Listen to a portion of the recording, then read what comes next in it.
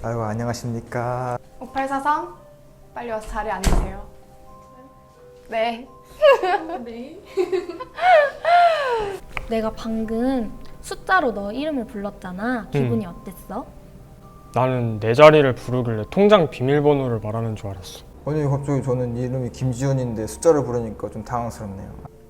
당황스러웠어. 그치. 사실 우리가 밖에서는 사람을 이름으로 부르고 이름으로 불리는 게 너무나도 당연하고 익숙한 일이잖아.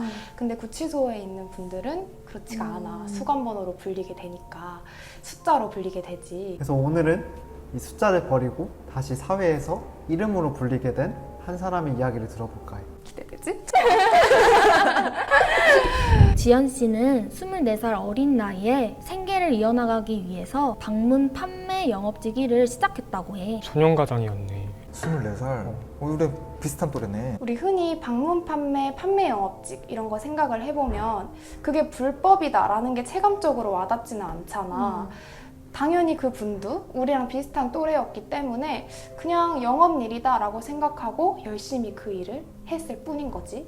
이제 우리 나이 때는 사실 사회 경험이 조금 적잖아. 집안이 부족하지. 그렇기 때문에 이 일이 사실 불법인 줄 지연 씨는 몰랐던 거지. 결국 방문 판매법 위반으로 지연 씨는 벌금도 내고 구치소에 수감되었어. 그동안 모아온 돈을 모두 벌금이나 소송 비용으로 쓰이게 되었어. 수포로 들어갔구나. 나였으면 진짜 금방 절망을 했을 것 같은데 지연 씨는 그러지 않았어. 좀 달랐구나. 구치소 내에서도 이제 사회에 나가게 되면 다른 삶을 살겠다, 열심히 살겠다라는 이런 희망을 품고 있었던 거지. 근데 사회는 녹록치가 않았어. 혹시 우리가 법무보호위원이라는 거를 배제하고 일반인 관점에서 생각을 해봤을 때 출소자, 재소자 혹은 전과자에 대한 사회적 시선이 어떤 것 같아? 전과자라는 이유만으로 나랑은 좀 멀리 떨어졌으면 좋겠고 내 지인에서는 그러한 사람이 없었으면 좋겠다는 생각이 들 것 같아. 좋진 않지. 맞아. 곱지도 않고 또 취업을 하기에도 어려운 게 현실이지. 실제로 지연 씨가 출소 이후에 희망적인 생각을 하면서 나왔지만 막상 맞닥뜨리게 된 현실도 암담했었어. 방 2개짜리 초가집, 화장실은 저 멀리 떨어진 우물처럼 변기 하나만 덩그러니 놓여있는 시골집이 지연 씨에게 유일하게 남아있는 공간이었대. 그러면서 재판 과정에서 생긴 빚은 2천만 원에 육박했고 당장 생활할 생활비도 없어서 지연 씨 아버지는 지방에, 지연 씨 어머니는 야간 식당 일을 전전하면서 힘들게 생활하고 계셨대. 실제로 지연 씨도 내가 무슨 일이라도 빨리 해서 돈을 벌어야겠다라는 생각을 해가지고 구직 활동에 적극적으로 나서려고 노력을 하셨어. 근데 구직 활동을 하러 나가는 차비조차도 없을 정도로 너무너무 상황이 안 좋은 거야. 그러다 보니까 주변 지인들한테 연락을 하게 돼. 야, 누구야, 우리 그간 정이 있잖아. 나 너무 급한데 100만 원만 빌려주면 안 돼? 근데 빌려줬을까? 안 줬나 봐. 맞아, 주지 않았어. 왜냐면 지연 씨는 이미 전과자였기 때문이야. 그 낙인 때문에 주변 사람들은 모두 지연 씨에게서 등을 돌리게 된 거지.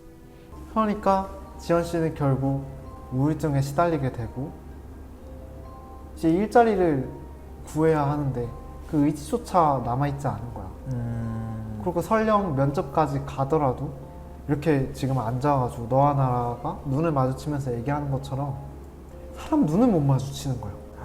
진짜 눈도 못 마주칠 수 있을 것 같아. 사람들이 막 나를 안 좋게 생각하고 하면은 자존감도 떨어지고 진짜 힘들었겠다. 이게 우울증이 생기다 보니까 이 사람이 나에 대해서 어떻게 생각하는지 그리고 이 범죄자라는 꼬리표가 어떻게 비춰질지 그런 생각 때문에 다시 이제 재기할 힘이 없었던 거지. 거기다가 지연 씨는 방문 판매업을 했다고 했잖아. 당시 피해자였던 사람들이 민사소송을 넣겠다고 피해 보상하라는 말을 들으면서 지연 씨는 살아가는 것 자체에 회의감을 느끼게 되었어.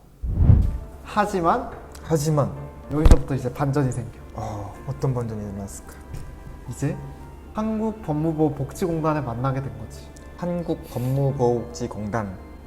한국 법무부 복지공단. 당시에 경기 북부지부에 있는 곳에 가서 담당자랑 상담을 했는데 그때 그 담당자께서 하는 말씀을 듣고 생각을 고쳐먹게 되었다고 해. 다행이다.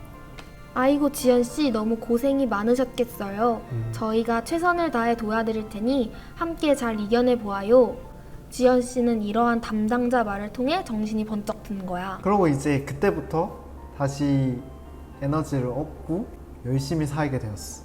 낮에는 애견샵, 밤에는 호프집에서 일하면서 24시간 밤낮으로 열심히 일을 했다고 해. 진짜 밤낮을 열심히 일하셨구나. 뿐만 아니라 우리 공단에서 하고 있는 주거 지원 사업에도 선정이 돼가지고 아까 말했던 초가집 거기서 벗어나서 남양주의 빌라로 이사를 또 하시게 되었어. 이사를 하면서 가족분들, 지방에 일하고 있는 아버지, 야간 식당 일하고 있는 어머니, 동생 다 같이 가정이 어려워서 뿔뿔이 흩어 살던 가족들 다 모아가지고 함께 살 수 있게 된 거야. 혹시 우리 공단의 허그 일자리 프로그램에 대해 알고 있어? 아니 처음 들어봐. 잘 모르겠어.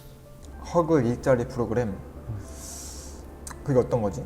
허그 일자리 프로그램은 취업 설계 과정에서 직업 능력 교육 그리고 면접 등 이제 취업 전반의 과정뿐만 아니라 취업 설계, 어떤 쪽으로 취업을 할지, 그리고 거기에 필요한 자격증 같은 게 있다면 직업 능력을 위한 교육도 해주고, 면접이 잡히면 우리 직원이 함께 동행해서 동행 면접을 진행하기도 하고, 실제 취업이 됐다고 끝이 아니라 취업이 되고 난 이후에도 근속 연수, 근속 일수에 따라서 취업 성공 수당 이런 거를 주기도 한데 사후 관리까지 이어지는 그런 일자리 지원 프로그램인 거야. 지연 씨는 이 프로그램을 통해 취업에 성공을 하셨어.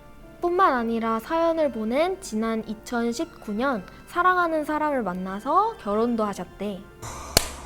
그래서 지금은 한 가정을 꾸리고 오순도순 어엿한 직장과 남부럽지 않은 삶을 살고 있다고 해.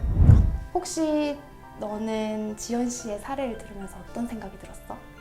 사실 나도 이제 공단에 소속이 되어 있긴 하지만 이 이전에는 되게 출소자라고 하면 나는 편견이 없는 사람이니까 당연히 그들도 우리랑 같이 살아야지 이런 생각을 하고 있으면서도 뭔가 설문조사 같은 걸 했을 때 출소자의 자녀와 내 자녀가 같은 학교에 다닌다면? 막 이런 질문을 받았을 때 내가 선뜻 대답을 못했었어. 맞아. 내가 그 대답을 못한 거에 대해서 부끄러움을 느끼고 이렇게 법무보호위원으로서 활동을 하고 있는 건데 이제 이런 이야기를 들으니까 사실 나도 이런데 다른 사회는 또 얼마나 시선이 곱지 않겠어.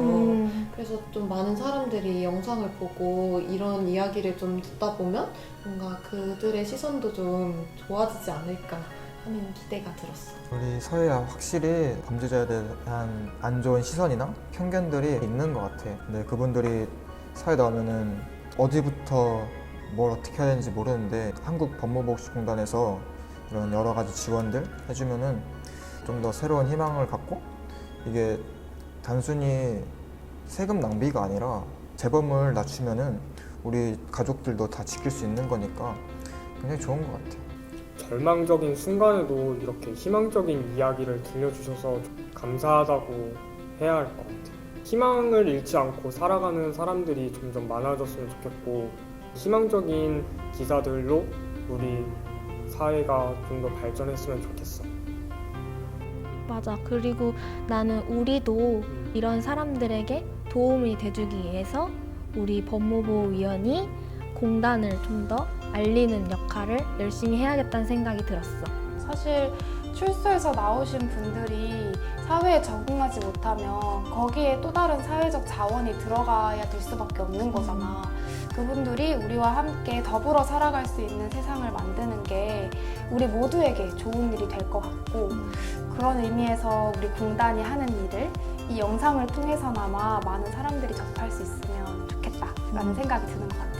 이런 사례 같은 거를 보면 원치 않게 편견으로 인해서 다시 제기를 못하고 편견 속에서 갇혀서 원하지 않는 삶을 사는 것을 보면 난 마음이 아프더라고. 그래서 우리가 조금은 좋은 시선으로 응원까지는 아니더라도 맞아. 비난은 하지 말아야 되지 않을까?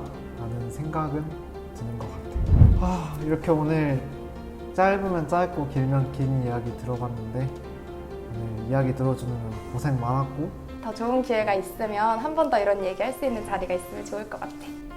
그럼 여기서 마칠까? 와. 수고했어. 수고했어.